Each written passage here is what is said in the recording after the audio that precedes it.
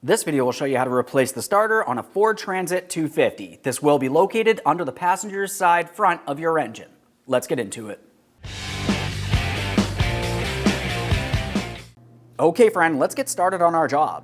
To do this, we need to start by disconnecting our negative battery terminal. This will be located under the driver's side seat. Let's go ahead and slide this rearward as far as possible. Now that I have that slid, we can gain access to our two pieces of forward hardware. For each of these pieces of hardware, we're going to be using a T40 Torx bit. It's essentially shaped like a star. Put this on here. There's that bolt. Let's do the same to the other. Same positioning on the opposite side.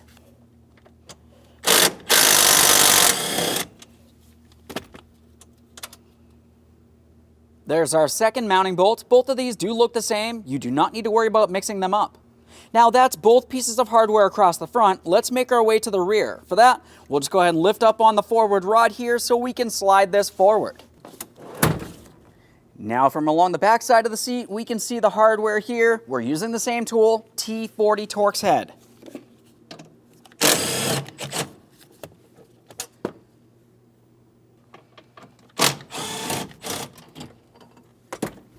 Now at this point, we're going to have to flip the seat over towards the passenger side so we can gain access underneath this area. Now at this point, we should be able to carefully lift up the seat just enough that we can bring it up and over our parking brake lever, and we're resting it towards the passenger side out of our way. So we have that flipped up and out of the way. We're looking down along this area. We can see that we have a foam panel. This is held in place with 3 plastic push clips. Start pulling those out. We can leave them in the foam panel. Just a quick inspection.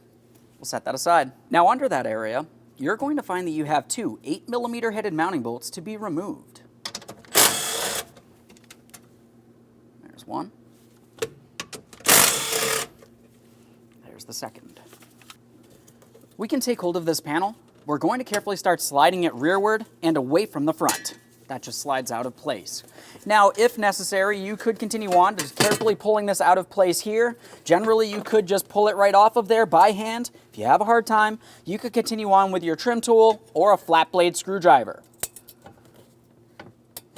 Just slide that off of there. We don't need to remove this wire from here, but if you did, just go ahead and slide it right out of there. I'm going to just go ahead and set this aside. Now we can remove the plastic panel across the top here. We'll take hold of this. Should want to work out of position. Just wiggle it side to side. We can remove this panel as well. That exposes our battery. As far as disconnecting our negative battery terminal, use a 10mm to loosen the mounting nut just enough that we can remove the terminal end from the battery post.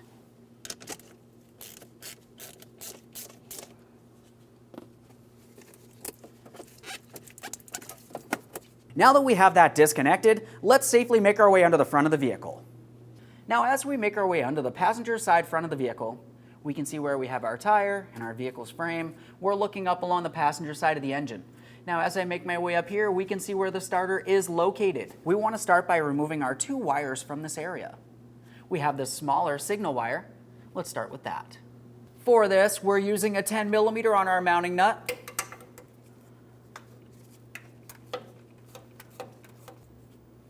Just a quick inspection of that mounting nut, we can set it aside for recycling.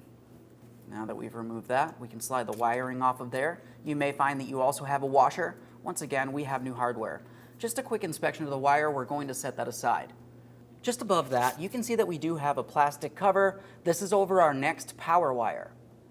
Now as far as this plastic cover, there's a locking tab up along the top. You can use an angled pick, lift up and pull this down. It should fold down. This one actually looks like it's cracked down along the bottom. No, it's probably just going to come apart. Either way, you want to carefully make your way under here. You're going to lift this up, and like I said, it should just fold down. Now, once you have that folded down, we can continue on with the removal of the mounting hardware. Now, I've used some penetrant on the mounting hardware. We're using a 12mm to remove the mounting nut, and we can slide the wiring off of the starter. There's our mounting nut. Just as before, you may also find that you have a locking washer. Remove that. You should be able to take hold of that power wire, slide it away from the starter. Just like the other wire, we are going to clean it, but for now, let's just go ahead and set that aside. Continuing on, we're going to start removing our 2 pieces of hardware holding this in place on the other side of this. Now, as we look over here, I can see that I have my ground wire. This is one of our starter bolts. I've marked it in yellow. If you look just above this, you're going to find a second mounting bolt. I've also marked that in yellow. For each of these bolts, I'm using a 13 millimeter. Now, of course, the upper hardware is a little bit harder to gain access to, so that's where I'm going to start.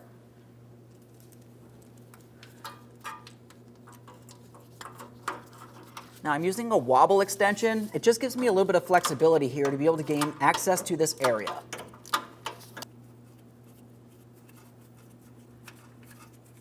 Okay.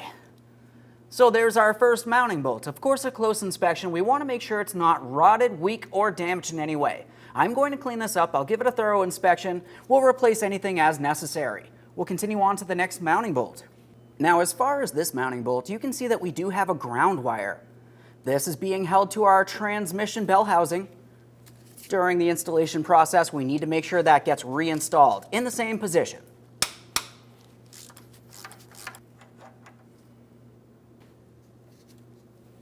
We can dislodge the wire. Just like every other wire, we're going to clean it and thoroughly inspect it. For now, I'm just going to set this aside. At this point, we can take hold of the starter and we're going to remove it. Now, both bolts are out. We can take hold of the starter. I can give it a wiggle. I'm going to start pulling it forward, and then we're going to bring it down and out of this area. There it is, friend. Prior to installing any brand new part, we need to make sure that we clean all mounting areas. As you remember, during the removal process, there was several wires that I had mentioned that we need to clean. I'm using some fine sandpaper, and I'm going to give them a light scuffing. A close inspection, anything that needs to be fixed or replaced will be done. We want to make sure we have good contact. This is the ground wire. Well, let's move along to our power wire. As far as the power wire, we want to make sure we clean both sides of this as well. Fine sandpaper, just a quick scuffing. Remove any corrosion or debris.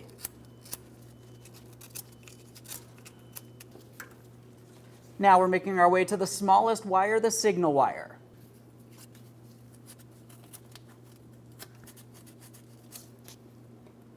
All of this looks good. At this point, we're paying attention to the transmission bell housing. We're looking up in this area.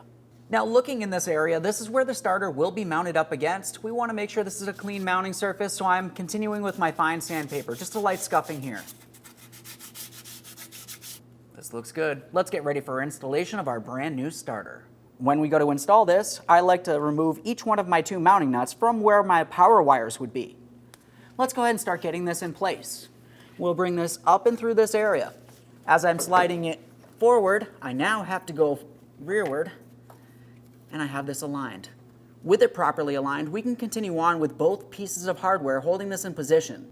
Keep in mind, the lower mounting hardware also has a ground wire that would need to be attached as well. Now I've cleaned both of my mounting bolts. I'm going to start with the upper bolt here. We're just carefully lining it up. We'll slide it through. We'll start in that mounting bolt by hand. Now we will be leaving this loose. Once we have that started in, we're making our way down to the lower piece of hardware. As you remember, there was a ground wire as well.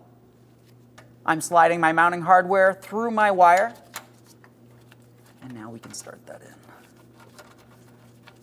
Once you have both pieces of hardware started in, we can continue on snugging these up. I'm going to start with the upper.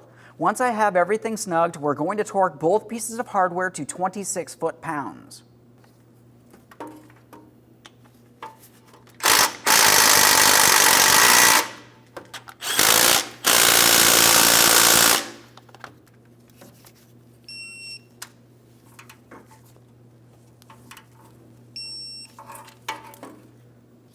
Double check to make sure that's secured in place. Once you've done that, we'll make our way along the forward side of the starter. We have 2 more wires that need to be connected. So in this area, we're starting with the larger power wire. We're going to start that over the larger stud here.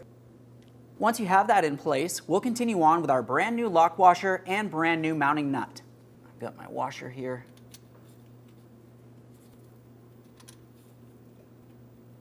Let's bottom that out.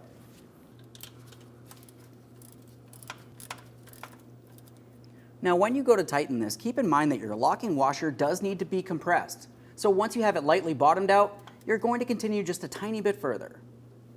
Keep in mind, we do not want to break anything. Let's double check to make sure that's secured before moving along to our next wire. Of course, if you do have a protective cover, we're going to install that as well. Now this cover did break off of ours, but typically you would just take it, swing it right back up, and lock it in. We do want to make sure this area is protected. Now it's time for our signal wire. This is the smaller of the wires. We'll just slide that right onto that stud. Once again, brand new lock washer, brand new mounting nut, bottom it out.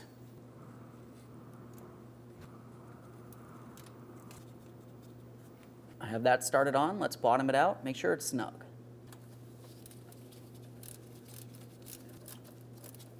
Okay, right there is bottomed out. Just a tiny bit further. Keep in mind this is a much smaller stud. We do not want to break our brand new starter. Let's double check, make sure that's secured as well. Perfect. Now one last quick inspection while we're under this area, and we can make our way back into the passenger compartment to reconnect our negative battery terminal. We have our negative battery terminal. We're bringing this into position, pressing it down as far as possible. Now we can tighten our 10mm nut.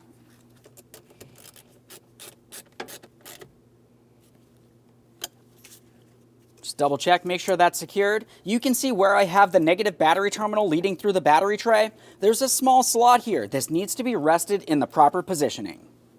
Continuing on, we have our plastic tray that goes along the top of the battery. We'll make sure we have it in the proper orientation. We're just going to take this and we're sliding it down along the top of this area. Press it in. We're listening for an audible click. If you remove the side door leading to that negative battery terminal, go ahead and install that as well. Now, as far as this is concerned, looking along the rearward side, you have two locating tabs, and those would slide into these slots here. Looking up on our locking tab. Just going to press this down and over. Double check, make sure that's secured in place. Let's move along to our metal bracket. This is going to go over and along the top of the plastic plate. Now along the front of this will actually slide underneath the front cross beam. While I have that in the proper position, I'm taking the rearward side. We'll start bringing this down. We want to confirm that we don't have anything trapped underneath here that might get damaged. Now that I have this brought down to what I feel is the proper positioning, before I continue on with my two pieces of hardware, let's make sure that we resecure our wiring harness. We don't want this trapped under here.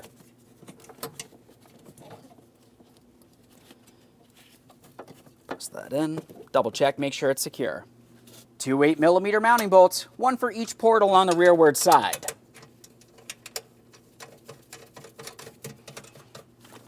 Go ahead and snug them up.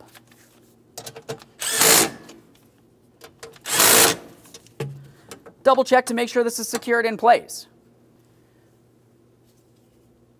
Now we have our panel that's going to rest along the top of this. We have our three plastic tabs. Those will fit into their corresponding ports. Line them up, press them in.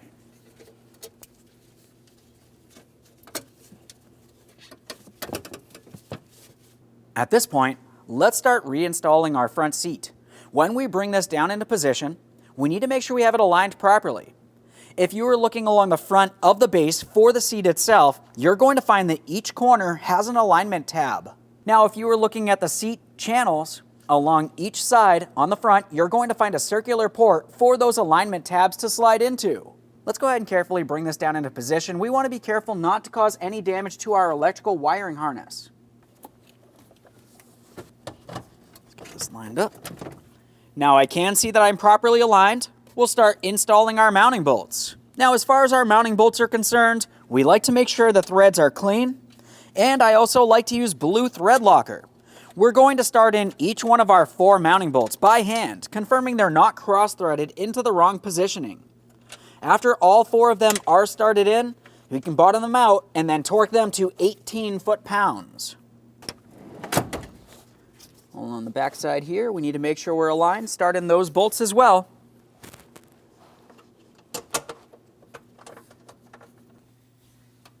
One in here. They're started in. Let's go ahead and snug them up, torque them down.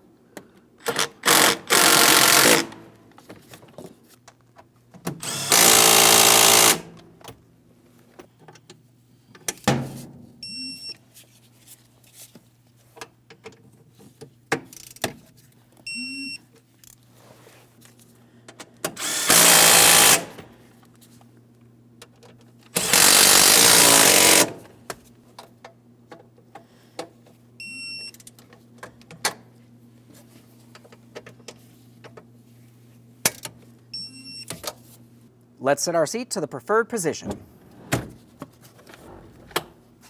Perfect. Okay, friend, we finished the installation of our vehicle starter. Now at this point, you want to attempt to start the vehicle several times, confirming the starter functions as it should. After that, just go ahead and take your vehicle for a road test. Thanks for watching. When only the best will do, demand TRQ. The only company that lets you view before you do. TRQ is committed to offering the highest quality aftermarket auto parts that are engineered for peace of mind. Thanks for using and viewing with TRQ.